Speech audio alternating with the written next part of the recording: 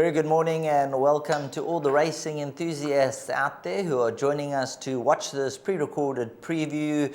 We're recording early doors on Monday morning, the start of the week, and there is no local racing on the Monday. However, on Tuesday, the 21st of November, we are racing in the Cape, Hollywoodbets Durbanville, and I believe it's the last meeting there before we go back to Kenilworth. But to tell us more about that will be the resident expert, none other than Graham Hawkins.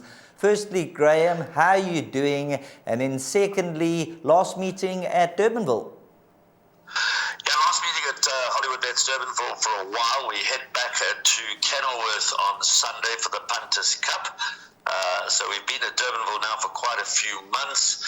It's been tough going in the last couple of meetings. I think the last 5 meetings have yielded 4 pick-6 carryovers, but a little punch drunk, but we box on, and this last meeting on Tuesday, small fields, but don't be fooled by the numbers. The races are still pretty competitive.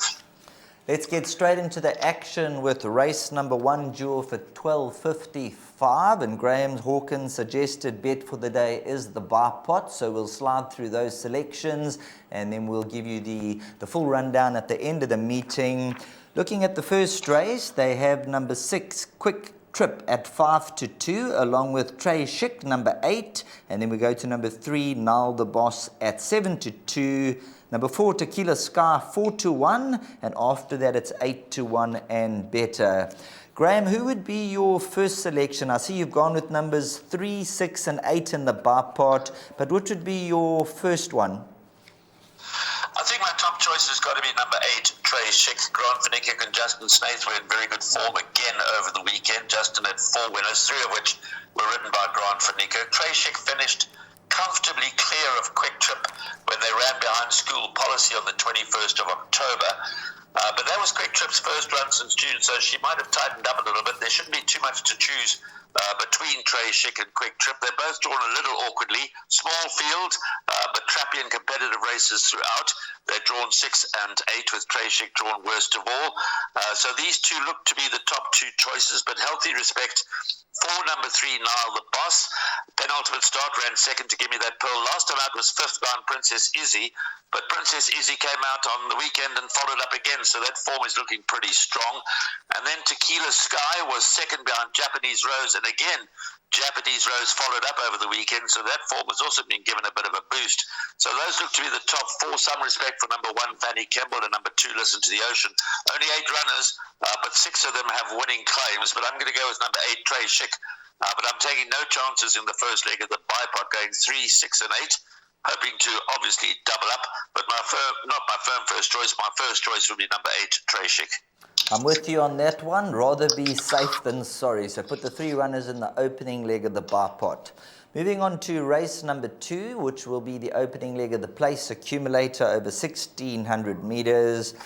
Now be aware here, it's the Cape Racing Sales Open Maiden for the fillies and mares. So take note of the weights. You'll see number 3, Time for Love, is the second favorite at 15-10, carrying the 60 kilograms.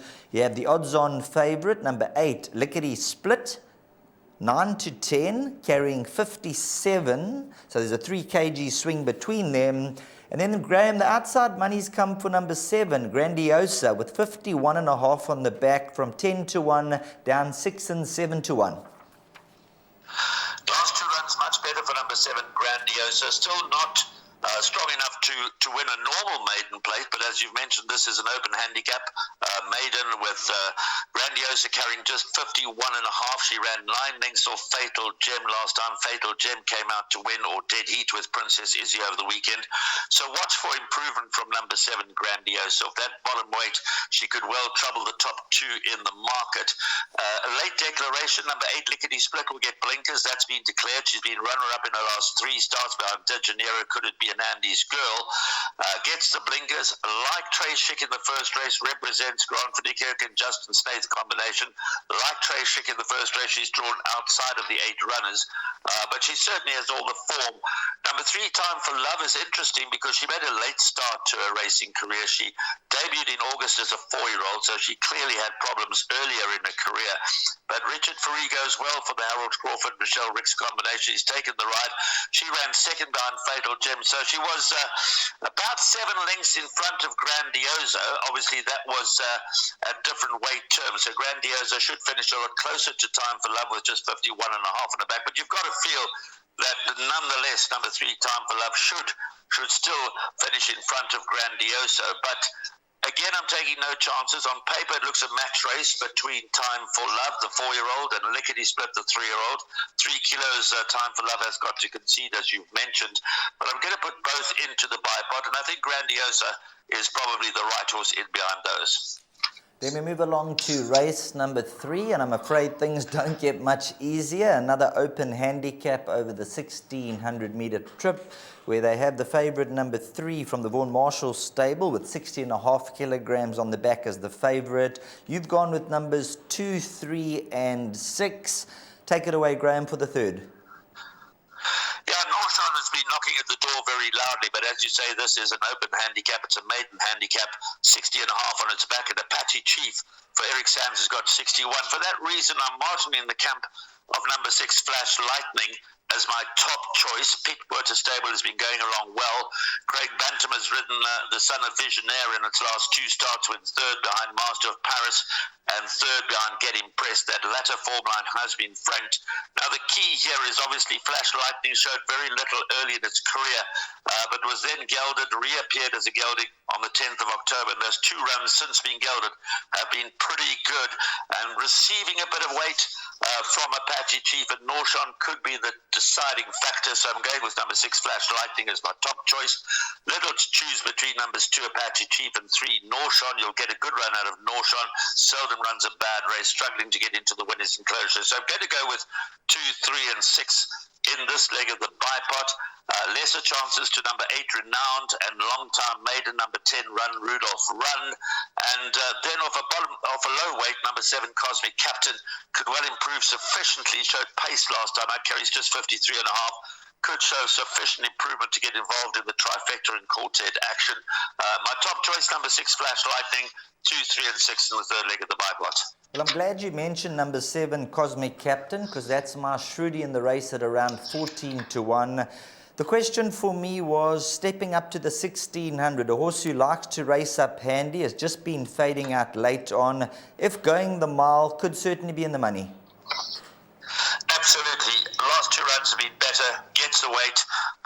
Pelisanium Corley's been auspicious in his rides here in the Western Cape. He's been raiding the Western Cape from the Highveld and doing well. So you can't ignore number 7, Cosmic Captain, as far as trifectas and quartets are concerned. Now let's move on to race number 4, and well, in KwaZulu-Natal, the top 2 horses, Storm Boulevard and Master of All Storms. Well, we've had storms of note. Last night being Sunday evening, we had a tremendous lightning storm with lots of hail, torrential rain. So the top 2, Storm Boulevard and Master of All Storms, one of them will be looking to storm to victory, Graham. Yeah, well, seeing as we're on the weather subject, I give them obviously chances, but Weather King is my top choice. So I'm going to go with the improving number 7, Weather King.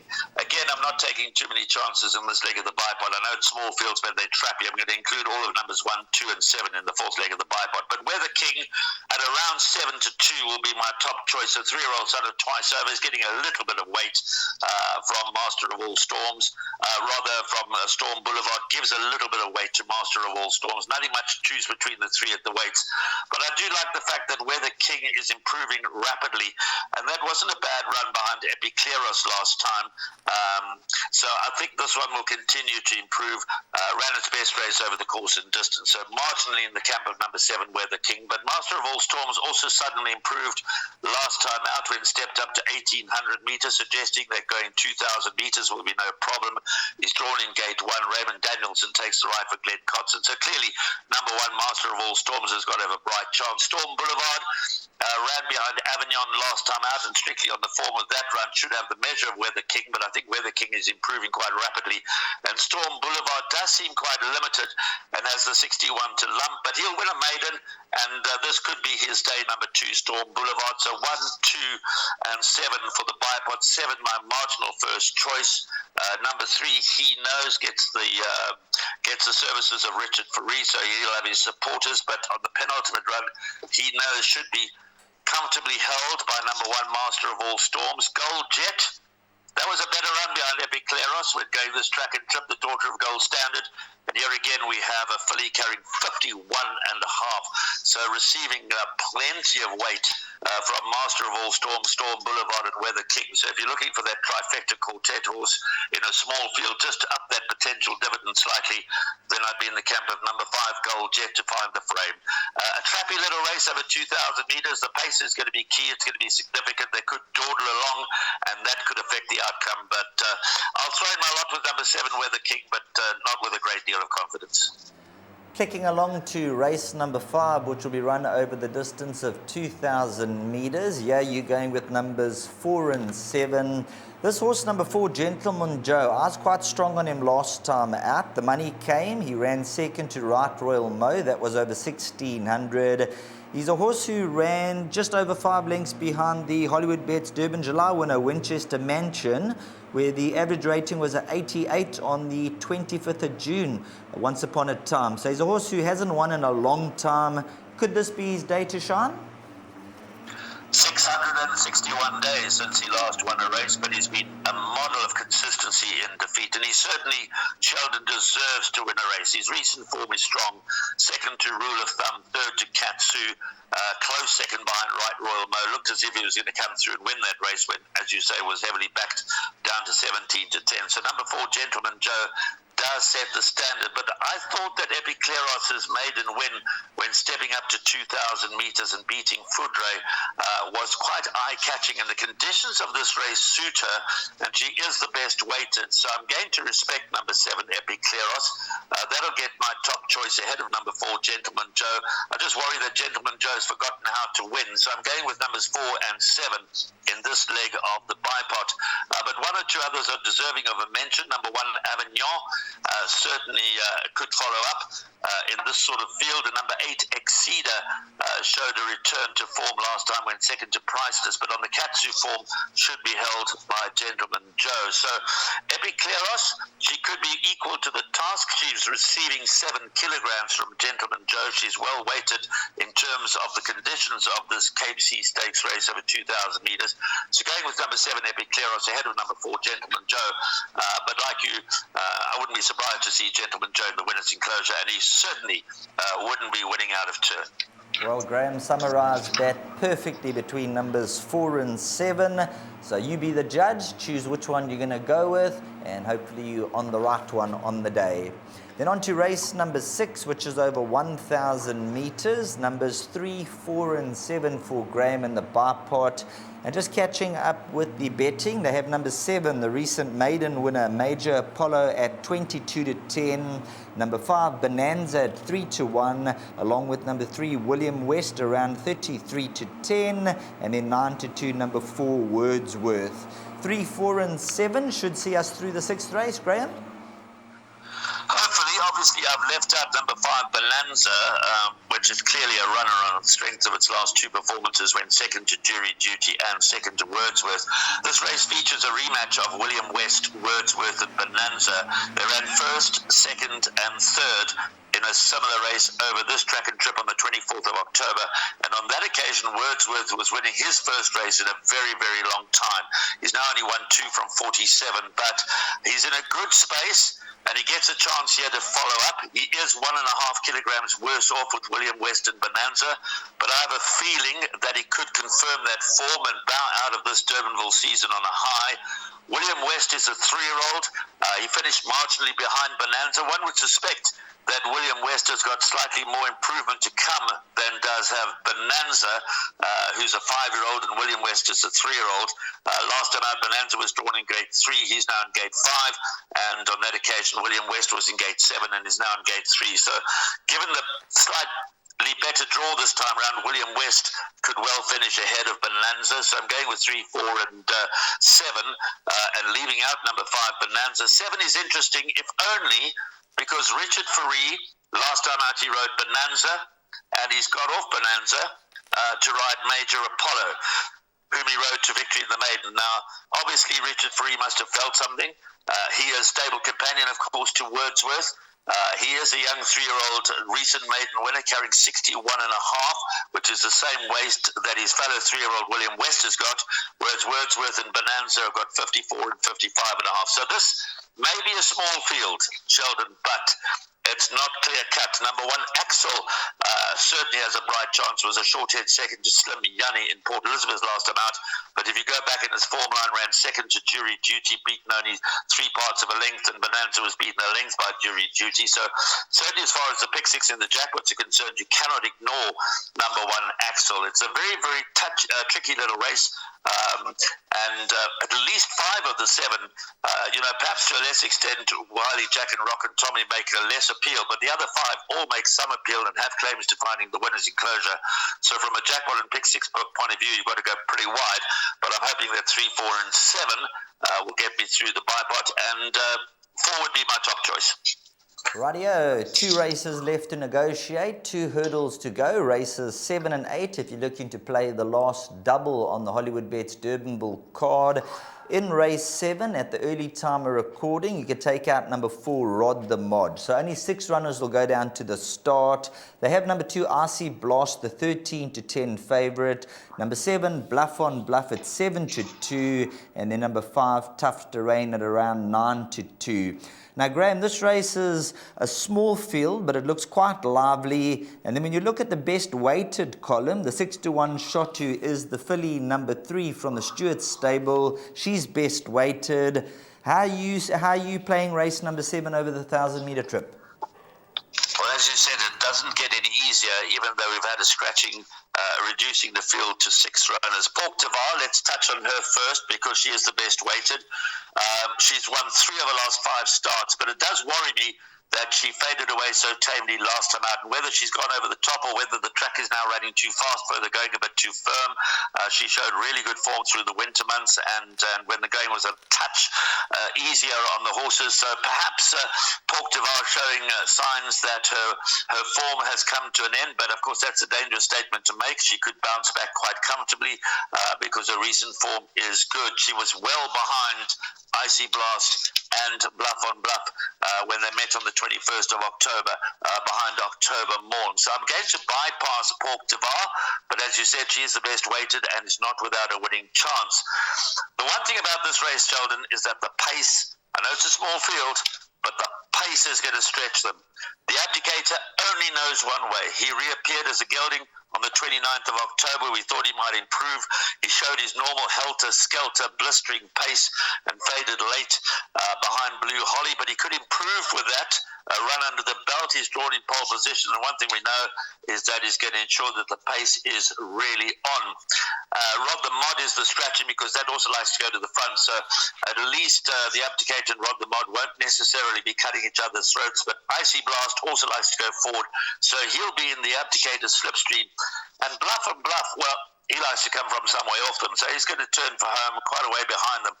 But he runs on very strongly. And, there was absolutely nothing to choose between Icy Blast and Bluff on Bluff when they ran 2nd and 3rd last time out behind October Morn. He finishes off his race well, and if only because of the value. I can't see how the one can be 13-10 and Bluff and Bluff at around 7-2. So I'd be marginally in favour of number 7, Bluff on Bluff. He'll be outpaced early, running on very strongly at the end. Whether or not he runs out of real estate before catching up with the likes of Icy Blast, only the race will show. And then Tough Terrain's got to have a bit of a chance, also likes to come from off them. He'll get a nice, decent pace.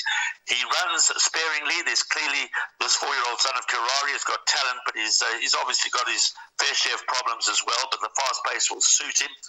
It's going to be interesting to see how the Abdicator goes. Barney McGrew, always there and thereabouts. You can't actually ignore him completely. So, again, every single one of the 6 runners has claims to winning. I think the Richard Faree factor, seeing that Icy Blast is short priced at the top of the boards, but nothing to choose between that and Bluff and Bluff. So I'm going to go with Bluff and Bluff as the value in the race. But quite honestly, I wouldn't be surprised if any one of the 6 were to win this race. Moving on to the final event, due off at 1700 hours, and that is race number 8, which is the Hollywoodbets Bright Future Class 4, run over 1250 meters. Now, at the time of recording, all 7 will be participants, and obviously you'll wait till the morning and final declarations.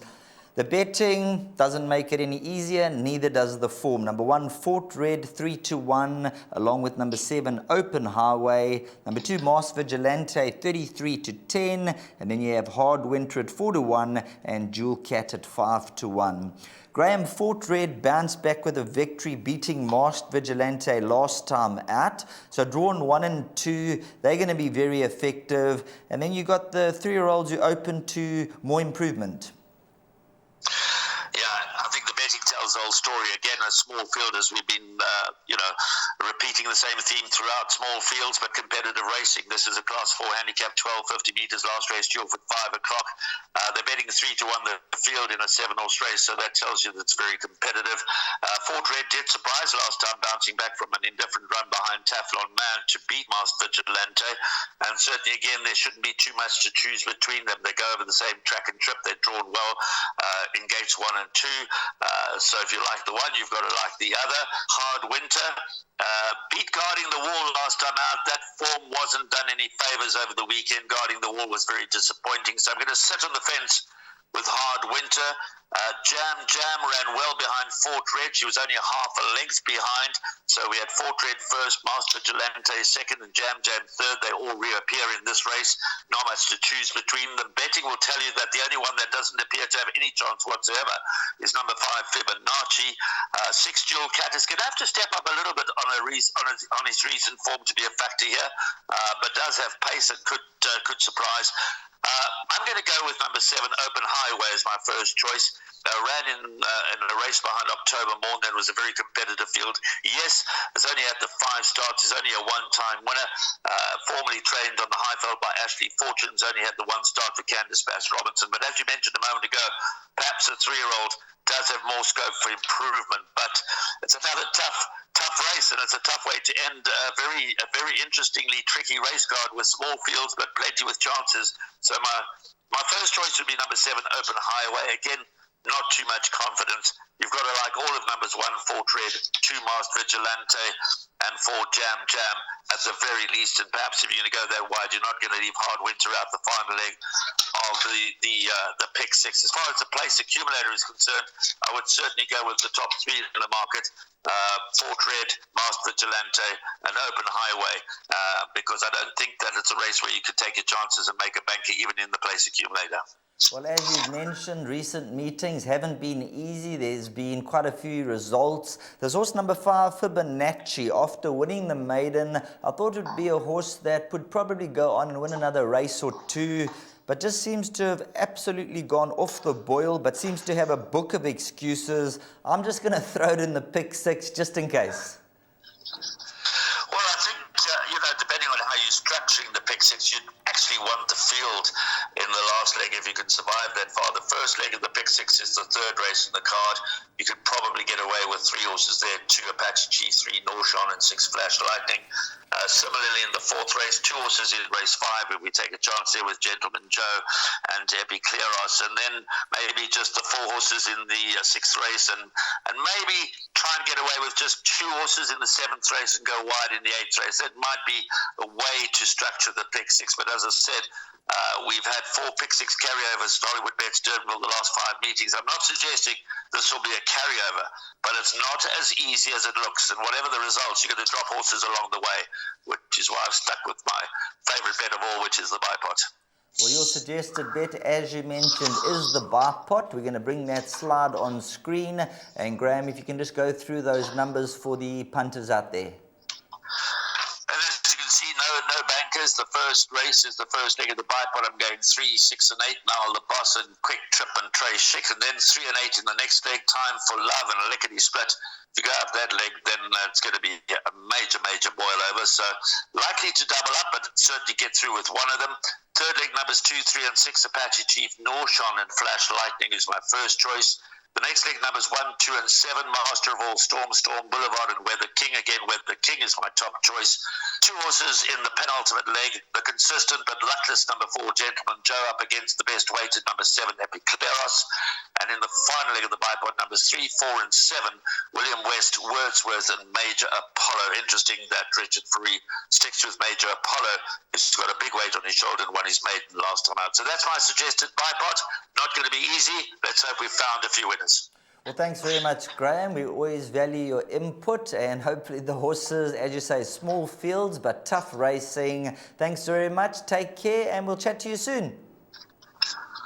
Thank you, Sheldon. Weather a lot cooler today and tomorrow, but it warms up again over the weekend. Super. That's a look at the meeting for Tuesday, the 21st of November. Thanks very much to Graham Hawkins, the resident expert, joining us on the line. And now it comes down to the crunch, and let's see if the horses have the willpower to get into the winner's enclosure.